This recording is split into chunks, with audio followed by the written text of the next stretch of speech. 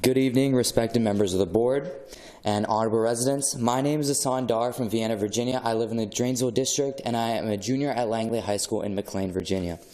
Thomas Jefferson wrote in 1776 that every human being is entitled to three things: life, liberty, and the pursuit of happiness. But how can there be life without shelter? What liberty does a tenant have when rent rises faster than wages? And what happiness is possible when children grow up counting eviction notices instead of stars under the night sky? Children do their homework in cars parked behind grocery stores. Seniors ration their medication so that they can afford rent. Families move further and further away from the county because they're pushed away by one common thing: policy and profit. Policy and profit. Policy and profit. This housing crisis was not born from scarcity. It was manufactured by greed.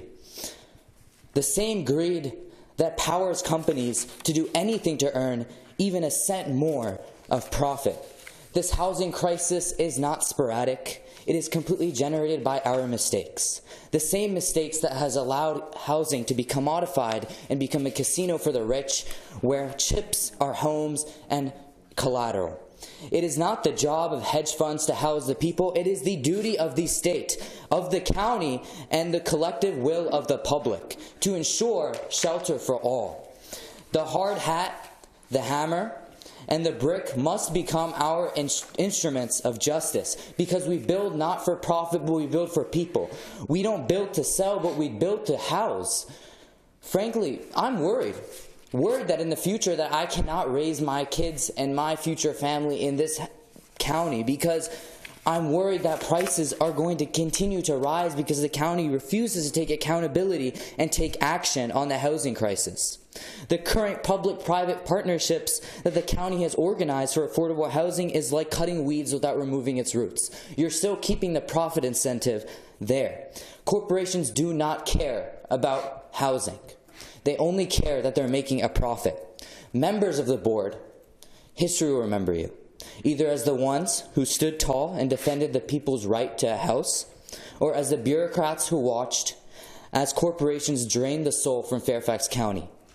Pierre Trudeau of Canada once said, "It is more important to keep law and order in this society than to be worried about weak-kneed people who don't like the looks of a soldier's helmet."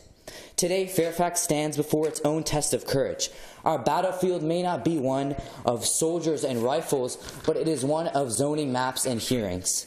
Our enemy is not disorder, but our enemy is cowardice. Because the weak-kneed among us do not fear the sound of marching boots. They fear the idea that fairness will take form in brick and mortar.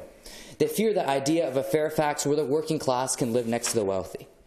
Members of the board, leadership is not the art of pleasing the comfortable. It is the duty of protecting the vulnerable. For too long, this county has built walls of policy where we should have been building doors of opportunity. So members of the board, let them say what they will.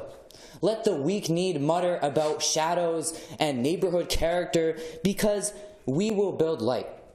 If we do not build homes, there will be no world to look kindly upon in the future.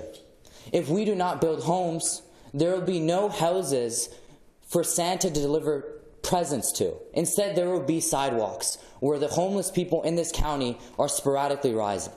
Thank you for your time.